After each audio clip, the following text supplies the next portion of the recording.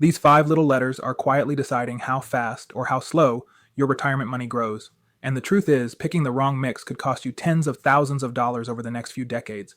So in this video, I'm going to break it all down for you in plain English. No confusing financial jargon, no charts that make your eyes glaze over, just clear, straight to the point explanations of what each fund does and how to actually use them to grow your money. Here's what you're going to walk away with: what the funds really invest in, how risky each fund is, and which ones are best for your retirement timeline and your risk comfort level.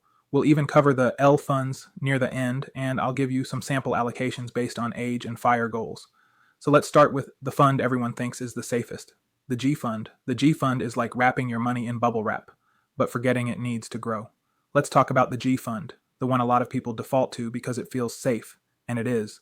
The G fund is the only TSP fund that guarantees you'll never lose a penny. It invests in special government-issued securities that don't fluctuate with the market.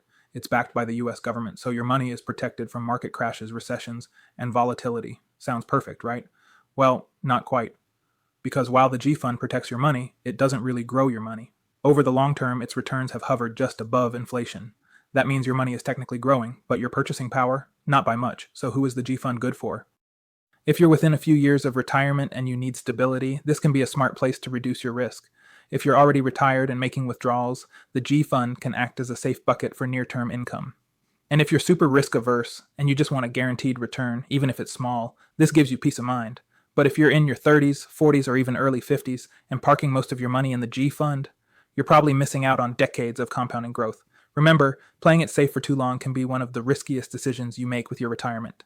Next up, what about bonds? Let's look at the F fund and why it performs better in some years and worse in others.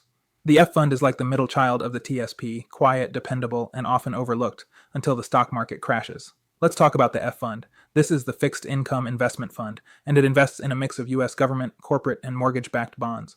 In simple terms, the F fund is built around debt. It's like you're loaning money to big institutions and getting paid interest in return. Here's where it gets interesting. The F fund is more aggressive than the G fund, but less volatile than the stock funds. It's that middle-of-the-road option, moderate risk, moderate reward. Now, when does the F fund really shine? When interest rates are falling because bond values go up. During market downturns, when people flee stocks and flock to bonds. And when you want to reduce volatility in your portfolio without going full safety mode. But it's not all sunshine. The F fund can lose value, especially when interest rates are rising quickly like we've seen in recent years, because when new bonds offer higher rates, older bonds in the fund become less valuable. So is the F fund bad? Not at all. But it's not a solo performer. It's best when it's paired with growth funds like C or S,